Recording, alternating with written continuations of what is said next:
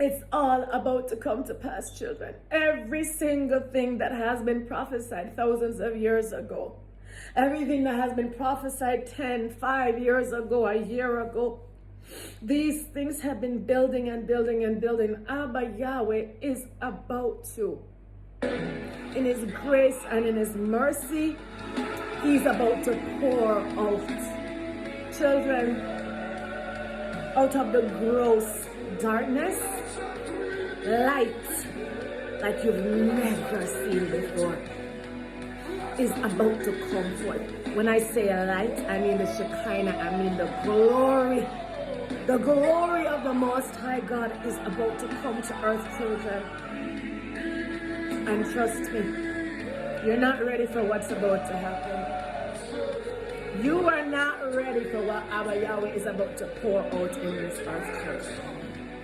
Signs and wonders, healings and miracles, the glory of Abba Yahweh like never before is about to happen. And he has been preparing his children.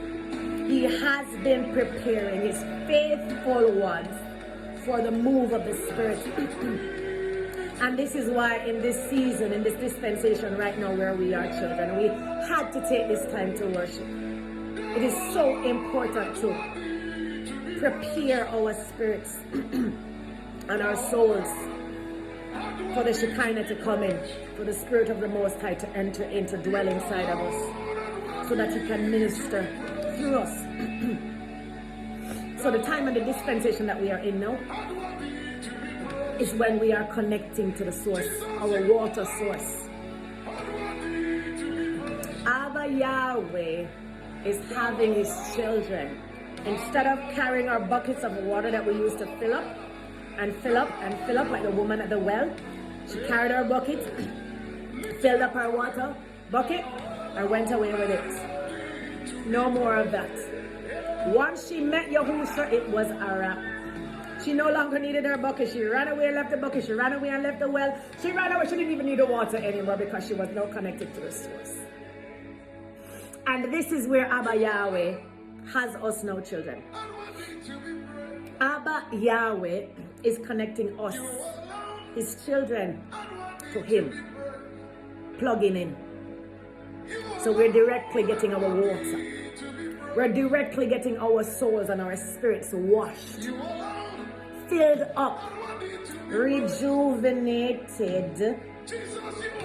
from Daddy. Directly. We don't need to go through any other source or any other means. Directly, straight up, one-on-one. Father to child, spirit to spirit. As deep calls unto deep, children. We are now connected to the source, the one and only source. So continue to fill up.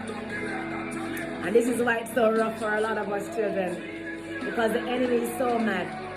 The enemy is so mad that we finally made it. The enemy is so mad that we're declining and rising and ascending and soaring. They've tried so hard. They've tried everything, children. Their divination, their sorcery, their magic, and their commands. All of these evil things they've tried. Sacrifices, all. They've tried everything to try to stop us. None of it works, children. They were just failing and failing and failing. And this is where the word says that they said, look, the whole world is chasing after him. We're failing on every side.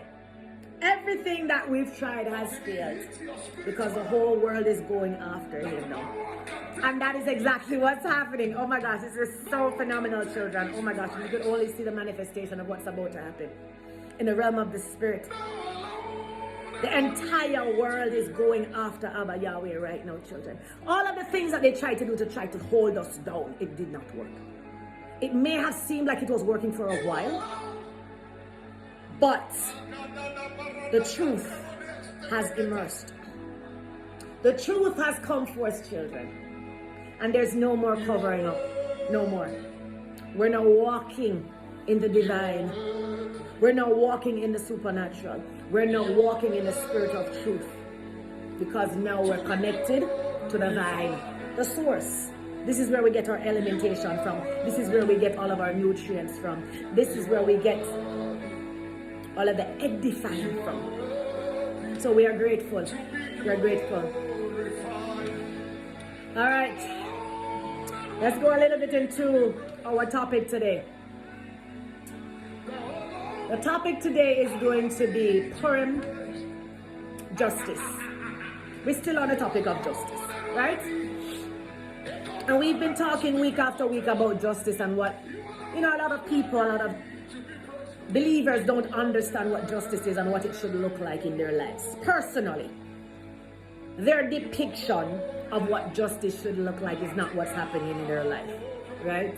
So a lot of times they're rebelling and they're fighting back and they're wanting to get out of the situation because they don't realize that Abba Yahweh, being the counselor, being the advocate, and being sovereign, he's allowing these things, these trends of things to happen in their lives, right? In order to retweak them, in order to reform them and remake them according to his likeness and in his image. So we're going to speak about Purim. And I'm going to, my Google reference is Wikipedia. And I am going to read some of it verbatim. And then I'll just free flow and allow the Holy Spirit to do what he's doing. So Purim, basically Purim is the plural for pur. What is pur, children? Does anybody know what pur means? Pur is it means debt or a loan. That's what pur means. So Purim is a plural, it means loans, right? So Purim basically, and I'm going to read the outline, and you can just Google this because I got this on Google, right? The plot was Haman, which was the second to the king at that time, which was Xerxes I, the first, or his other name was Ahasuerus, okay? So Haman was his second, his right-hand man, okay? And he plotted, his plot was to exterminate and kill off all of the Jewish people, including Queen Esther, who was King Xerxes' wife, okay? And they believe that King Xerxes is the same person as King Ahasuerus, okay? So the revelation was that Esther, who was Jewish by birth, she revealed Haman's plot to the king, and this caused Haman to fall, okay? The punishment was that the king, enraged, outraged, angry, he ordered Haman to be hanged on the very gallows that he built for Mordecai, and Mordecai was Esther's uncle, okay? That was her blood relative. So Purim is an event that surrounds Haman's plot and of the Jews' deliverance, and commemorated in the Jewish holiday of Purim, which is where we are now. In this time of year, in this season, in the month of Adar, as a Jewish month, March going into April, we are celebrating Purim. Okay? So it's the 13th of the month, and it's celebrated at different times. So the 13th, the 14th, the 15th, based on where you are, right? So on the 13th of Adar, Haman's 10 sons and 5 other men were hung and killed in Shunan. That's the name of the city. Okay? And on the 14th of Adar, upon hearing of this, that Haman was hung, Queen Esther requests that this be repeated every single year, right? Whereupon 300 more men were killed. Okay, this is the justice that she executed upon her enemies. So, let's go through this a little bit. There were 127 provinces that King Ahasuerus ruled over. And he had decided that he was going to go on a 6 months, not 6 weeks, 6-month drinking feast. Can you imagine someone drinking every single day for 6 months, children? Well, King Ahasuerus had that much wine, and he invited people over in order to celebrate. So he celebrated. And this was not Queen Esther at this time, okay? While he was having this procession, this commemoration, it was actually Vashti, Queen Vashti, that he was that he had as his queen that he was married to. And when he got drunk, for some reason, he wanted Vashti to expose herself in front of everyone. Okay? And Vashti was not down with this. She was like, oh no, that is not going to happen on my watch. So she refused. And because she refused to obey the king's command, King Ahasuerus got rid of her.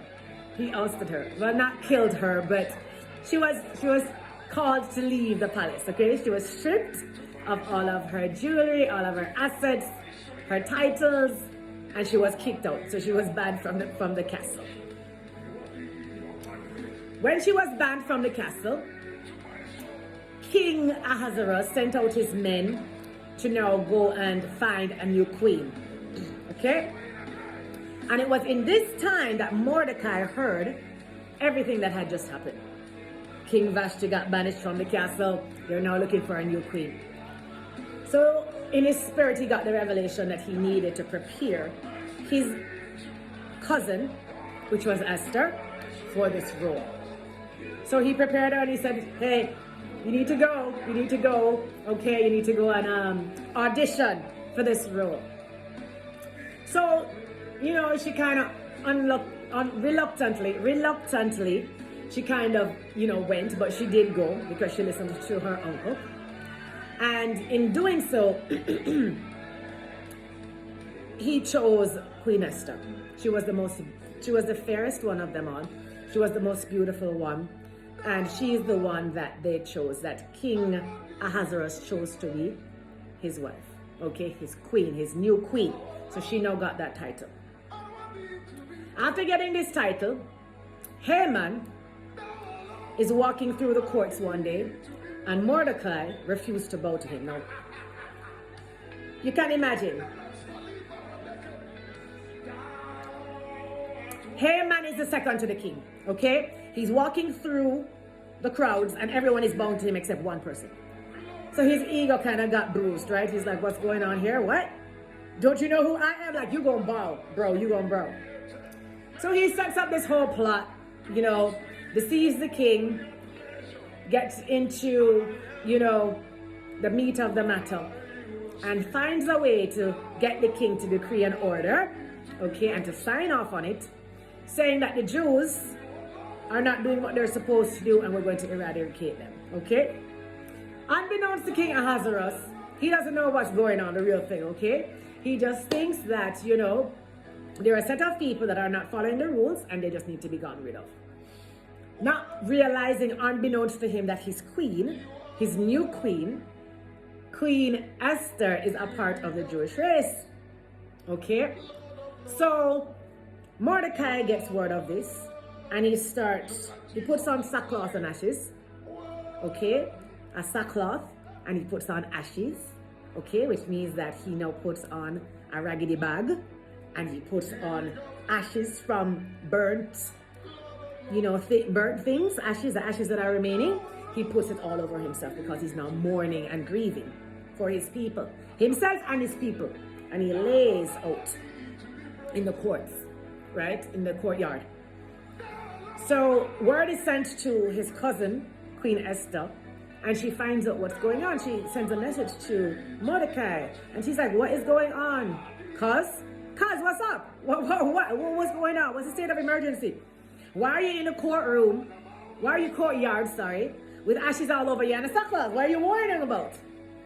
So he lets her know that her and everyone is about to die, right? Because Haman has ordered for them to die. And she's like, what? Oh no, not on my watch. Like, if I perish, I perish. Like, I'm going to do all that I can to save my people. But initially, she was a little bit scared. Initially, she didn't want to do it.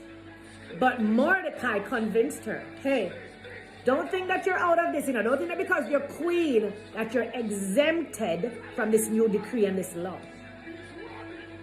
We are your people. Don't think that they're going to come and kill us alone and you're just going to be free like a bird. So when she got the message and the revelation that, oh my gosh, it's not just my people, but it's me as well. She's like, no, I'm going to step up and do what I got to do. I gotta meet my king. I gotta go to my daddy. My daddy, your favorite is singing out to you and crying out to you right now because they're about to